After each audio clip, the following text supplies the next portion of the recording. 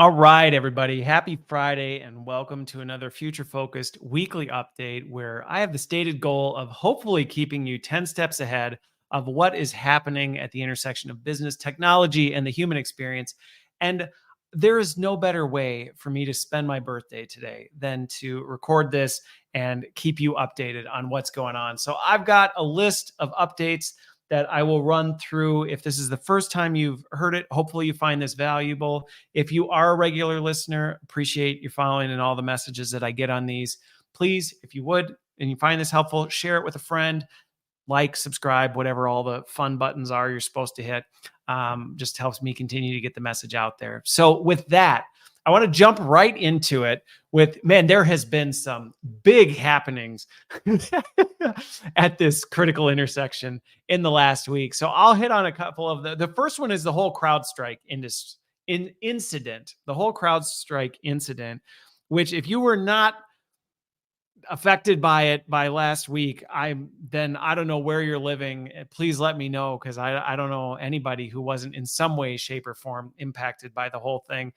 But yeah, and apologies to anybody who was traveling, because let's just say the airline industry got completely torpedoed. So let me just highlight what this is, and then I want to talk about why this matters. So if you weren't aware, CrowdStrike is basically a security software that's sitting in the background of Windows machines, looking for security anomalies, and it's unique in that it runs in what's called ring zero, or the kernel mode of the system, which is a very, very critical area of your system that, basically if something goes wrong, it doesn't just take down that application. We've all been that where, hey, you have an error, close the application and start it up. It takes down the system. And there are very few softwares that are allowed to run in this.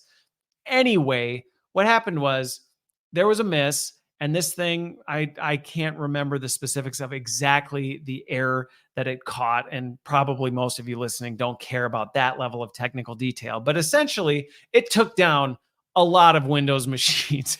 And it was pretty catastrophic. And when you think about how much of our economy, how much of business, how much of all this stuff is running on Windows machines. So if you weren't around, if you're one of my younger listeners and you weren't around in what they were thinking Y2K would be, well, you got a chance to relive what it actually could have been had the zeros actually caused the chaos that they were predicting it was. It was quite the event. And I saw so many people and organizations. I actually experienced it. This was one of the times I was very happy to be a Mac user, as a lot of my coworkers and colleagues were talking about how they really couldn't do much of anything on Friday last week because of this whole thing. And what was interesting about the whole situation, just more of a side note on this, is the CEO of CrowdStrike, who led this whole thing, he doesn't have the best track record in this space, because 16 years ago, he was the CTO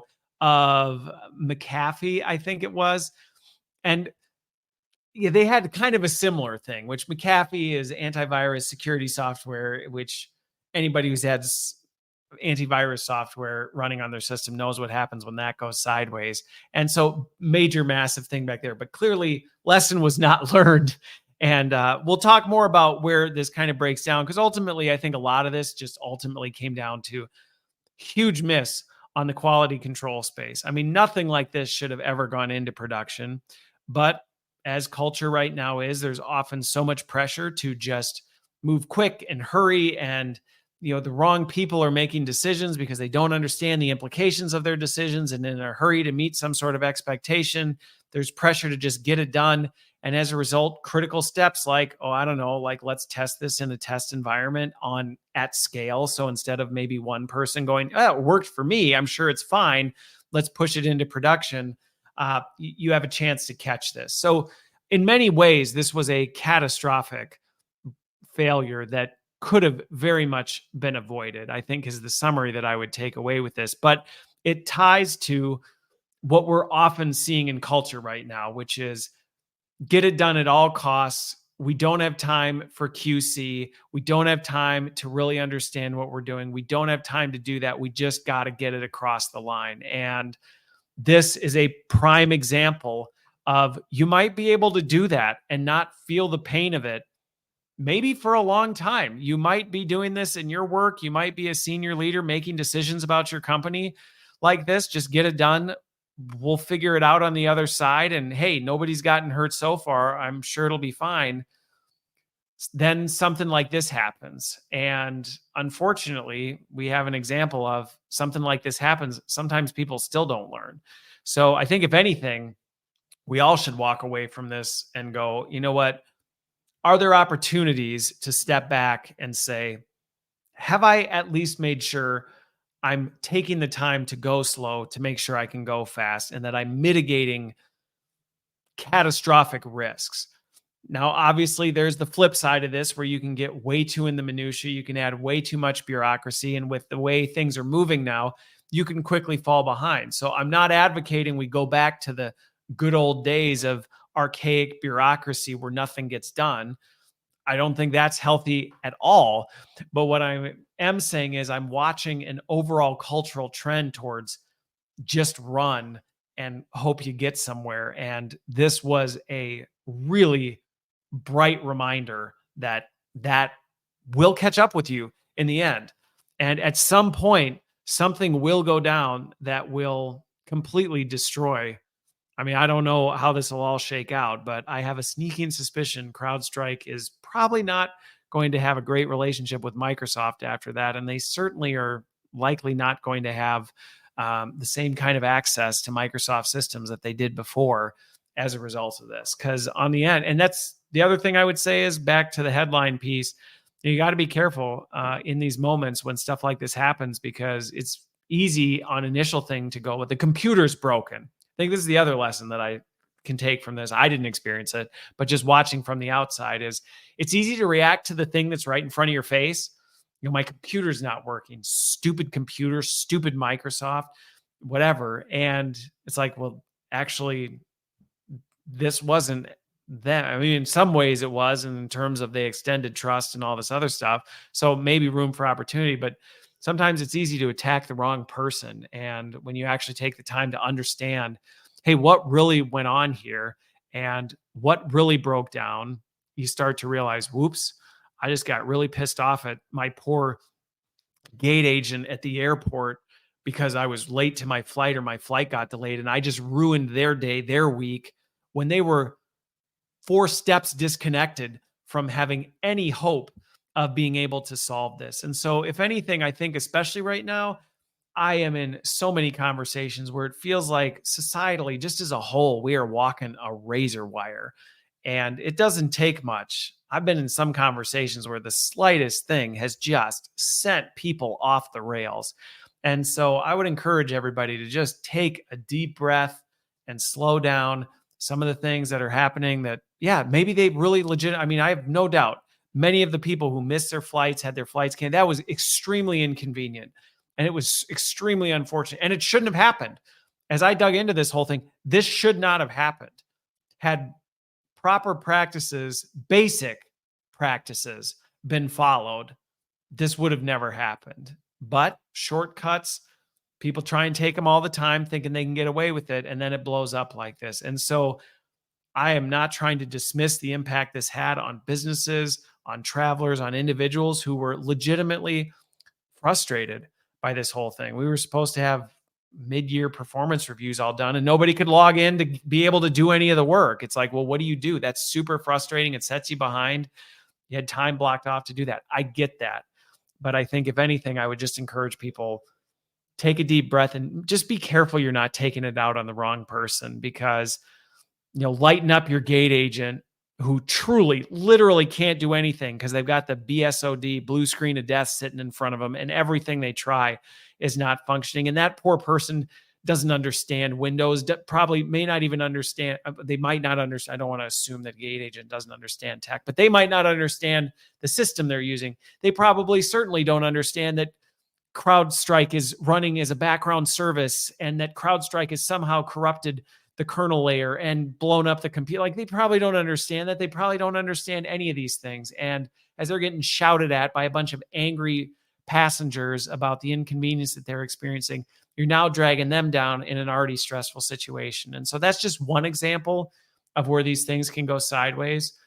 But I hope we can use this as an opportunity to reflect and go, hey, maybe we can all work together on this. I think the other risk that this just jumped out to me big time on this was, you want to talk how consequential it is when we become over reliant and over dependent on our technology. You just take a look at some of the news stories and the impact of what this CrowdStrike disaster had on business and people as a whole.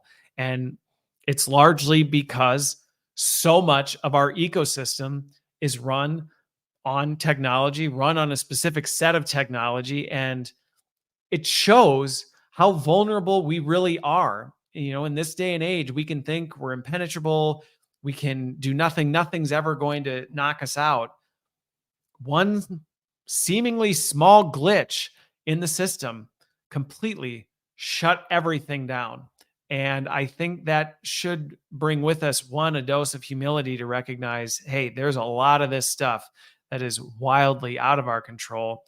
But it should also remind us that we do need to have backup plans for some of this stuff. One of the really interesting articles I read about how some of the airlines were able to save themselves and salvage some of this was they went back to Windows 3.1. And you're like, Windows 3.1? Like, isn't that back when Solitaire and whatever that other Minesweeper was all you could really do with the thing and a few click buttons? Like, yep. And a lot was still run from the DOS prompt. And that ended up being the savior of some of this stuff, which still technically is a tech solution. But what I'm talking about is, if you're in a situation and I think this is a call to everyone to kind of reevaluate what is it you're doing, and do you at least have some semblance of a backup plan should the grid go down? And yeah, I don't mean grid like power. You know what I mean? Should the systems you rely on today, something happens, do you have a backup plan for what you could do and how you do that? And that's whether you're a business, that's whether you're an individual. How would you navigate that, and what does that look like? And maybe you don't need to pull the ripcord, and that's okay. But at least invest a little bit of time in thinking about that, because this was something else. Entertaining, since I had not entertaining. I won't say that because I don't want people to think I'm just laughing at the chaos, because it really was unfortunate and tragic, and it affected some people I know very severely. But it was kind of like, well, this is what happens when we become overconfident and we take shortcuts and we become overly dependent on things that we think we control, but really we don't. So that's that one. Let's jump to number 2, which is another fiery topic that has been blowing up social media. If you had not heard, Intuit, the tax, we're probably best known for, I think, TurboTax, Intuit TurboTax. The CEO of Intuit sent out an email to all of its employees detailing the decisions and the plans for layoffs that were coming. It affected about 10% of their workforce, and pretty massive riff through the organization. And he has taken some major heat. In fact, I saw some headlines initially, and I had a bit of a visceral reaction to what I saw in the headlines, and was like, you got to be kidding me, as I'm seeing how it was being framed up. But I took the time to actually dig a little deeper and actually read the email that was sent. And I'm going to present a balanced perspective on my reaction to it. And I don't in any way want this to be interpreted as I'm downplaying the serious impact to the people who were impacted by this whole thing. It's really, unfortunately, tragic. And I will be just as hard on Intuit and the CEO, because there are definitely some criticisms that I have related to the email itself and the situation. But at the same time, as I read the actual email, there were a lot of things that I went, hey, this isn't really a fair attack on Intuit and its CEO for what is actually in the content of this email. And that's where I actually had to step back and go, my reaction to some of the headlines I read was not appropriate, because what I was reacting to was not accurate. So I'd encourage you, I think there's if you actually look for it, you can find it. I read it on India Times or something like that. Not many of the clickbait headlines actually don't show any of the email, just references things to the email. And that's what I would encourage. If anybody reads this or has heard about it and is upset or has an opinion on it, I'd actually encourage you to read the email itself. So find something that actually has the whole email. Let me be critical on Intuit first and the CEO, because there were three in particular that I went, not cool. And I think there's more that you could have done and you didn't address that. The first one was this.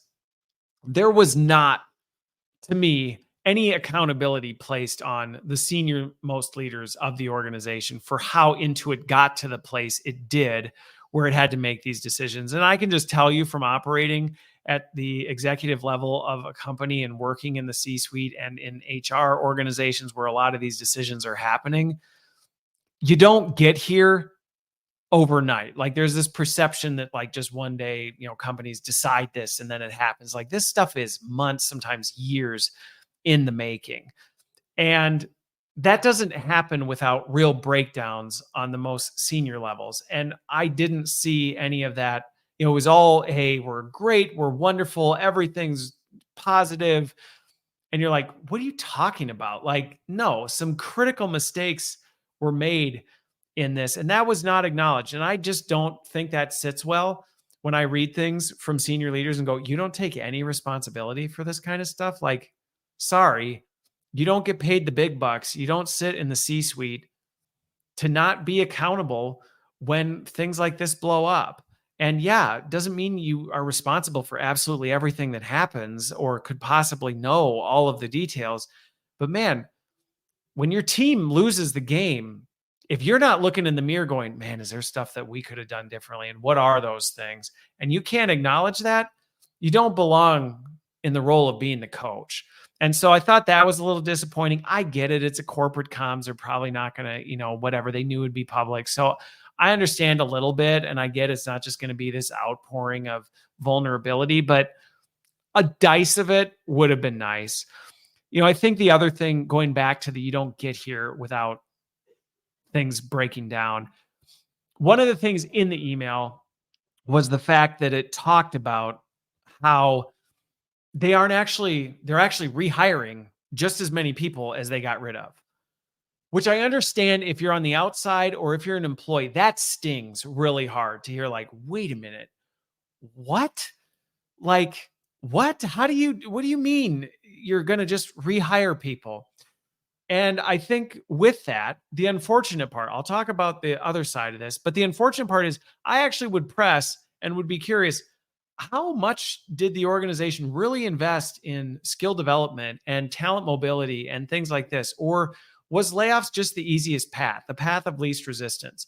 Because I see this a lot in organizations where it's like, oh, well, we have different skill needs or we have different organizational needs. Let's wipe out this group and we'll rehire over here. Instead of actually slowing down and taking the time to go, yeah, but what do we actually have in the organization? Because like I said, this isn't a decision that happens overnight. So you had some time to figure out, who do we really have? And is there opportunity to move and develop and grow people into this honestly, and not just because it's the right thing to do for the people? Layoffs are stupid expensive. People think it's like a quick way to earnings. Like, no, it's not. They are often far more expensive than keeping people. And the public brand, I mean, good grief, this whole thing, it's catastrophic to an organization. It doesn't save you any money.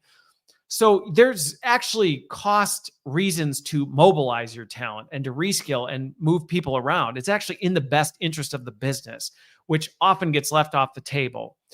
So part of me is a little like, come on, like, you're telling me there was nothing that could have been done to help this. Now, granted, I'm not there. I'm not on the ins and outs of this, so I won't pretend to know all the details. But I've been around enough companies to know this is usually a big area of opportunity, and rarely have organizations really put the time and investment in mobilizing and developing talent so that when something happens, they can move them around rather than just go, you're out, over here. I'll talk about the flip side of that, though. The third thing that I thought was just not cool, and the one that I really went, what are you doing? What are you doing? That should have never cleared corporate comms or anything, is literally in the email, it talks about the people, thanking the people for their contributions, all this. Let's treat them with dignity and respect. And literally, like one or two sentences later, it literally calls out basically the whole number as poor performers. And to me, I just went, what? That is not okay to label and stereotype people who are already struggling with the fact they got laid off as poor performers. Not only does that make it harder for them to find a new job, because people who read this are like, oh, so all the people who got laid off at Intuit are poor performers. And I'll tell you right now, no, they're not. I know one, even though I'm not there, I'm not part of the problem. I know for a fact they are not. And it's because I know how leadership politics works. I know how HR processes work. I know how all this stuff works. And unfortunately, people get swept up in the mix. Might there have been some people labeled as poor performers in that? Yeah, maybe even all of them were.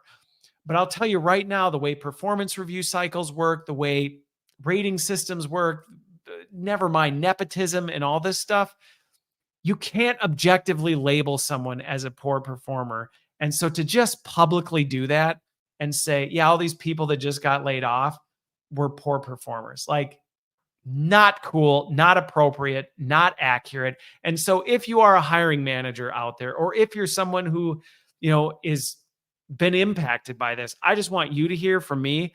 I know that that is not an accurate statement of who you are. And I am saddened and heartbroken that that is how it was messaged. And if you're a hiring manager, I will tell you right now, do not let that cognitive bias of, oh, laid off, oh, and I heard poor performers. Not true. Take the time to get to know people and their capabilities and whatever. So there's my critique on it.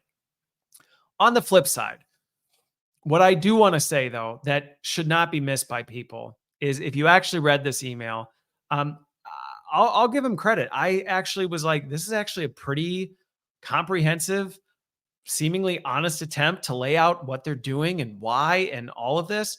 You're in an impossible position. Like, you could say whatever and people are going to be pissed off about it. And so I would encourage people, like, lay off a little bit. I really did think in general, this was actually not all bad. And they were very generous with their severance packages, like a minimum of 6 months, which again, I'm like, oh, these are poor performers, but a minimum of 6 months severance, like, that's a pretty generous offer. So, I mean, they were generous with severance. Overall, they laid out what the plan was, why they did what they did, and what the plan is moving forward. They didn't just say we're hiring people. They said why and tied it to the skills. And I think that piece, so one, I would say, hey, back off a little bit. I don't think they've been represented fairly. I'm saying that after my critique. But I think the other thing that I have said over and over and over, and I will continue saying it because I still don't think people are hearing the message. Jobs are changing. And if you are unwilling to change, you are exponentially more at risk of getting curb stomped. And when you read the letter and what they're doing, they said, we have changed what we're doing as a business, and what we need from employees is this. And these employees over here, while we can argue whether they actually did an accurate assessment of that or invested in making that, clearly the way the system was set up, they need this. This was not that. And that is going to start happening more and more and more and more. I keep seeing reports of layoffs and all this stuff. Now, the encouraging part is, for people listening who might be like, oh no, it's the end of the whatever. It's not. I think if anything, we can be encouraged by this. They're moving into the AI space. They want to do a ton of stuff with AI, and they're doing it by hiring just as many people as they just let go. So humans are not leaving. They're not going, we just wiped out the company and we're replacing it with agents. No, they know they need people. They just need a different skill set in those people. And so let me tell you right now, if you are complacent and you are going, I do what I do and that's what I do, and I'm not interested in changing, I am just telling you right now, that is going to get you in a situation where you end up labeled poor performer and on a riff sheet. And there's just no more gentle way to put that. And so I want to just encourage people that, hey, there is going to continue to be opportunity, but you're going to have to work at it, and you're going to have to continue to develop and grow and build your skills to get there. Because if you don't, there were telegraph operators and switchboard operators and lamplighters and milkmen that probably also thought, this is what I do, this is what I always do, and I'm not going to move away from it. And we saw how that went. So I'll just leave it at that. But again, interesting development. I've had a number of mixed feelings about that whole situation. So let's move specific to some of the tech stuff that happened. If you've been watching over the last week, major developments in the large and small language model space. So ChatGPT released 4o Mini as its lighter, more efficient, more cost-effective version. And what do you know? It crushed all the benchmarks, crushed the competition, all of this stuff. I think, again, if you've listened to my stuff for very long, I have said, I think we're going to start to see us move away from large language models. Not that they'll go anywhere, but I think a lot of the innovation now is going to start to be poured into small language models that can run on device, run more efficiently, run more cost effectively. And I think GPT-4o Mini is a perfect example of that. And it's impressive. I mean, I've toyed around with it. It's really good. It's better than 3.5. And what it can do and the cost that it runs at and its capability, it's impressive. Now, if you've listened to me for a while, you know I'm like, oh, should we always jump on the next whatever? I mean, maybe if you're a developer, maybe if you're, evaluating, hey, which platform are we going to hook up to type of a thing, like, yeah, then maybe it's worth evaluating if you're in that critical analysis. Should you scrap your whole AI strategy because GPT just released 4o Mini? No, no. Because chances are, if you're that far down a path, you've not necessarily, anyway. So there's that. In parallel, just yesterday, Meta shocked the industry, if we're going to be using the clickbait headlines and stuff like that, with its Llama 405 billion parameter model that, crushed the benchmarks. It's going to be the latest, newest, greatest large language model. And here's the thing, to be fair, it's impressive. I toyed around with it. One of the things I think is really cool about Facebook and what they're trying to do with it is they're keeping it open source, which is really great in terms of access for developers, for just people in general. I think making that accessible to people. Now, granted, I'm not blind to the fact that there's always a hidden agenda there, right? Of course, as one of those big companies, you want people using your product because it's more data for you. It's more money in the long term in terms of partnerships and licensing and all this other stuff. So let's not just say this is a philanthropic move by Meta, but powerful tool. One of the things, though, I think is really interesting about it, going back to this small large language model thing, is the fact that, in some ways, everybody's heralding Meta going, hooray, Meta's like on the stage. This is, Zuckerberg's like comeback story. They've gone from kind of what are you going to be, and now they're the leader in the big model space, which, credit given where credit's due, that is a huge accomplishment. And well done, Zuckerberg and Meta team, on what you've put together with this model, because it is impressive. It performs well, and it's, crushing the benchmarks. So kudos on that. And for keeping it open source to make it more accessible. I think that mission of trying to make generative AI more accessible to the masses so it can further innovation, it can encourage people building new organizations, new companies, doing new and exciting things. I think that's awesome and noble. And so I don't in any way, shape, or form want to downplay that. Again, going back to my previous point, if you were a GPT person or an Anthropic, should you cancel your subscription and move over to Llama 3?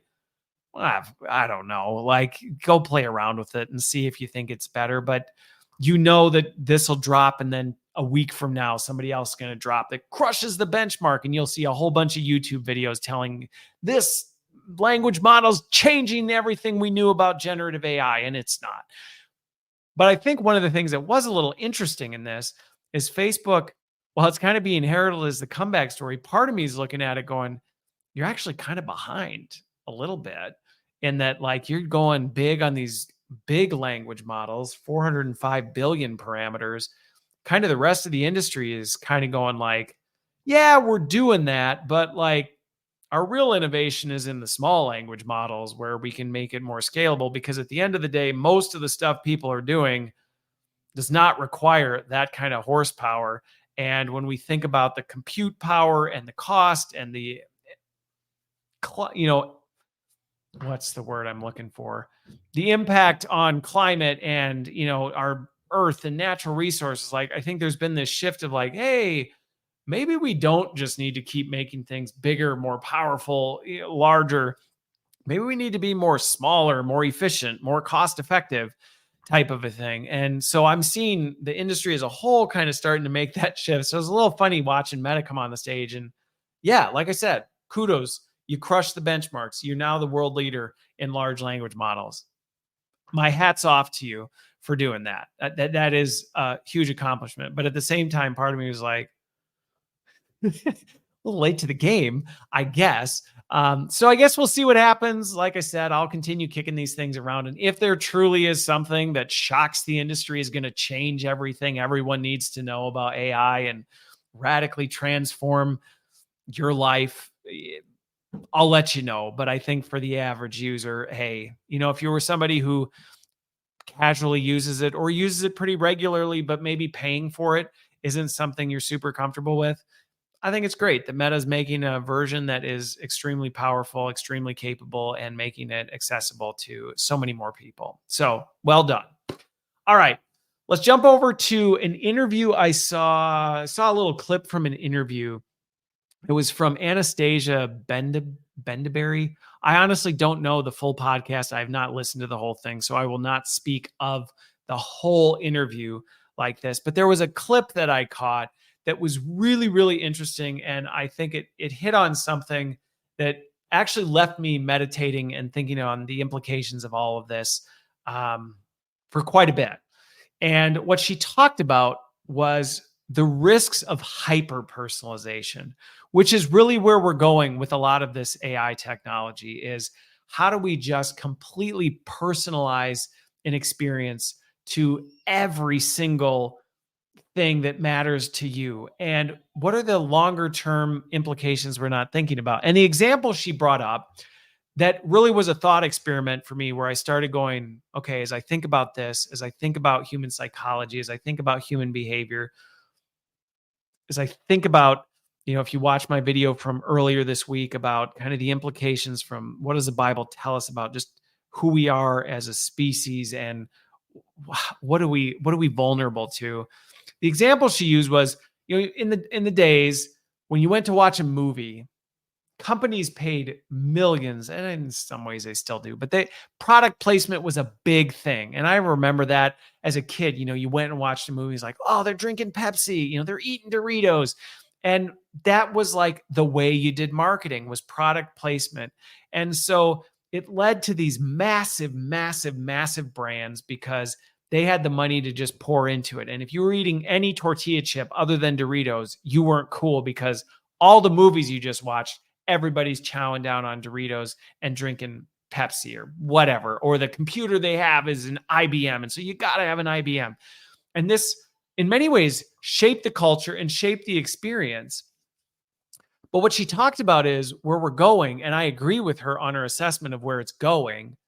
I think for me is kind of the just continued implications of it. Is she said, we're going to get to a place where everything you experience is going to be hyper personalized to you. So you may go watch a movie and the person sitting next to you may watch the exact same movie, but the products that are in that movie are going to be personalized. So they might eat Sun Chips for me, and if it's next to me, it might be salt and vinegar Lay's chips. I'm literally making this up. So, but you know what I mean? We're to the point where you're like, oh, in this one, they go to a restaurant and it's McDonald's, but for this person, it's Panera.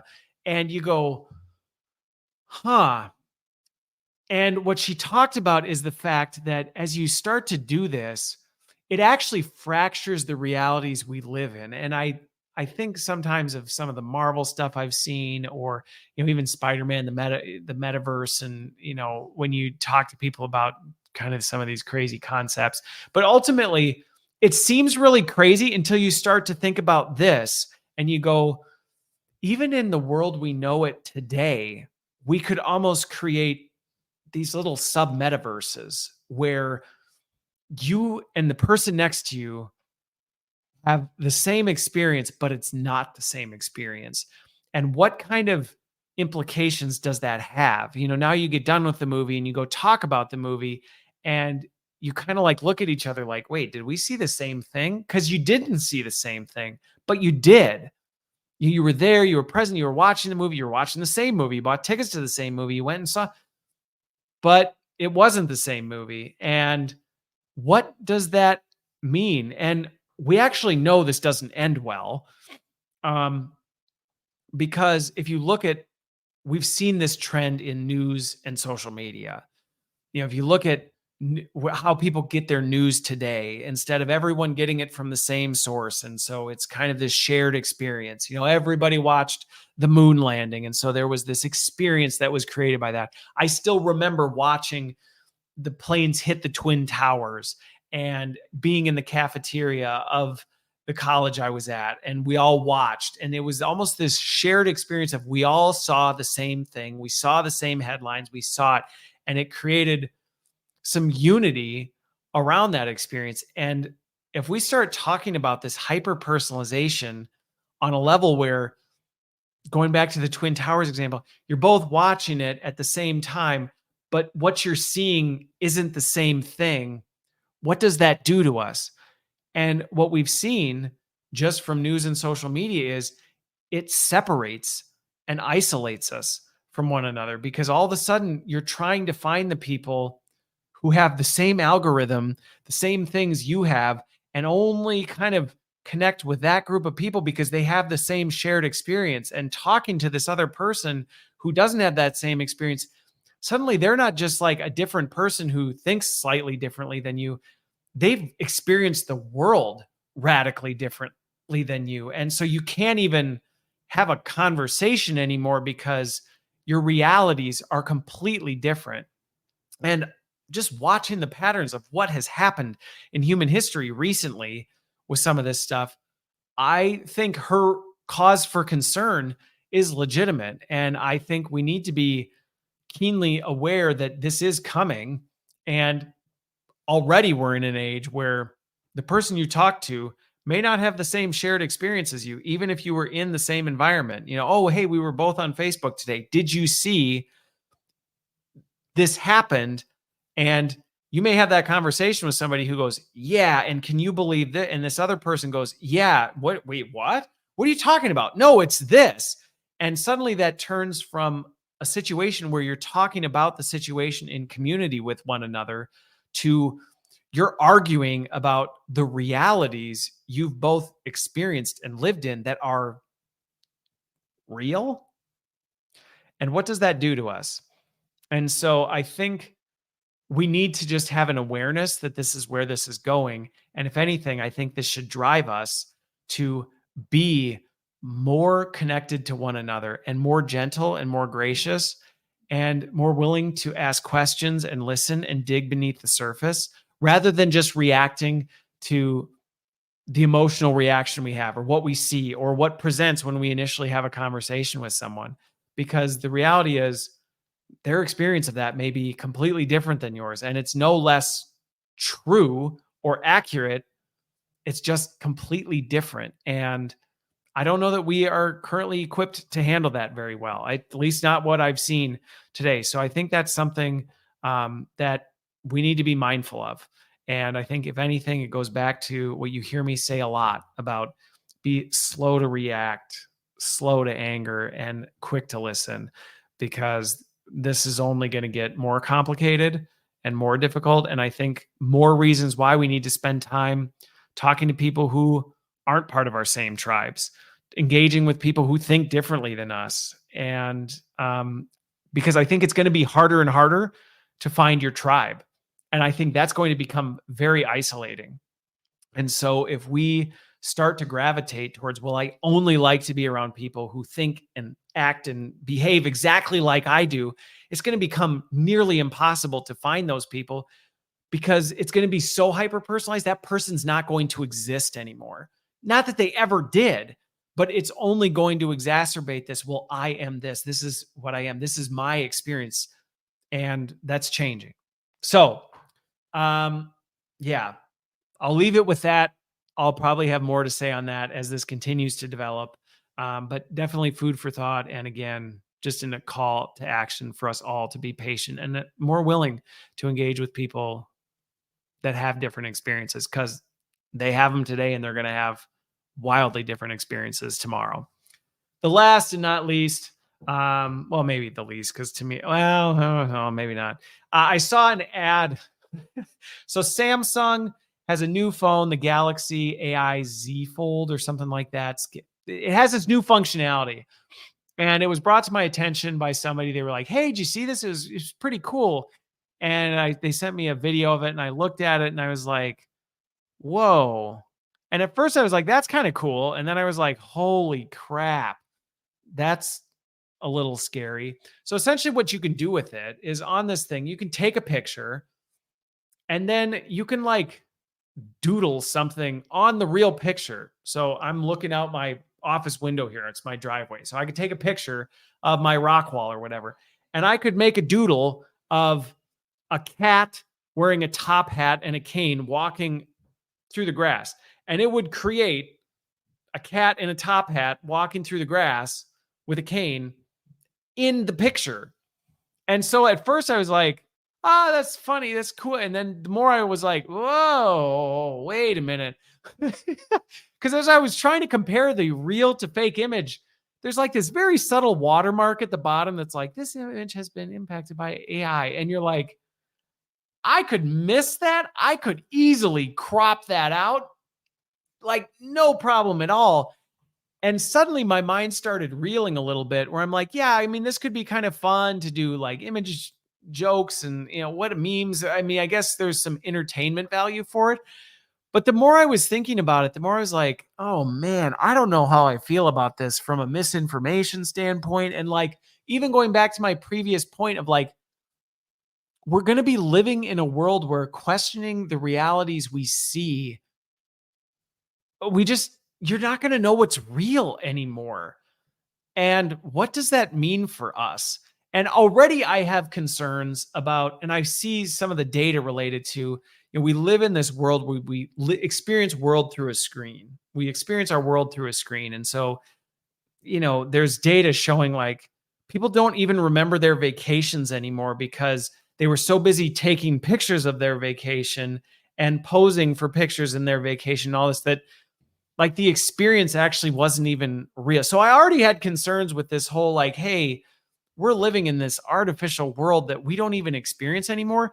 But now to be able to, on top of that, enhance our already artificial world with another layer of artificial, like now it's like, hey, look at this landscape that I saw. Oh, that's not sunny enough. Like I want to draw some clouds. Oh, there was a cloudy day. And it's like, wait, you didn't even really experience the thing. And now you're enhancing the image with things that still wasn't real. And I've observed how easy it is for us as humans to get ourselves to believe things that aren't even true if we tell ourselves enough. And some of this capability where we go, well, now you can not only tell yourself stuff that isn't true, but you can actually make it fake and very convincing. I mean, I was looking at some of these examples. I'm like, I mean, similar to ones I've done in the past. If you really took a close look at it, you'd probably be like, well, that had to have been artificially modified. And I think with time, we will get to a point where we will become so used to knowing that that's a thing that we just are already suspicious of everything we see. And we go, oh, let me take a closer look, because clearly I doubt Christopher actually had a cat with a top hat and a cane walking across, his lawn. But I think of subtle things that you could just change. Like I said, like, I want to put a rainbow in the sky. And this isn't new, to be clear. I've seen bad Photoshop jobs. I was the person that had pirated Adobe software as a kid and messed around with this stuff all the time. And yeah, you could make fake stuff real. So it's not new, but to be able to just do it from the palm of your hand, I don't know that we as society are ready for this yet. And it's moving so fast that it's going to be interesting to watch how we adapt to it. So, needless to say, am I telling you don't go buy the Samsung Galaxy AI Z Fold? No, that's not what I'm saying. I would maybe encourage you maybe just to experience life a little more and not necessarily have to make everything perfect and veneer and, tweak your reality to be a little more like the idealized version of what you think it should have been. Maybe just live in the moment more. But I think it's also important we're aware just how accessible this kind of technology is becoming. And that, man, going back to what I said about some of these other things, slow to anger, slow to react, take the time to dig into things, because it is going to be so stupid easy to just go, yeah, I want to like completely forge this image with something and then post it on social media. And I'll just maybe like crop out the made by AI piece and the damage that can come from that. And I think that's one of the concerning things about how fast this technology is moving is you can move so quick, you don't have time to necessarily think through all the implications of what you're doing and the implications that might have on you or others around you. And so, if anything, slow down, enjoy the moment, live life to the fullest. But yeah, be careful with some of this stuff. So, with that, I hope you have a wonderful, wonderful Friday, a wonderful weekend. Hang in there with all this stuff. And hopefully, if nothing else, this stuff just makes you feel a little more confident, a little more comfortable with how to navigate the crazy, crazy world we have ahead of us. That we will see you on the other side.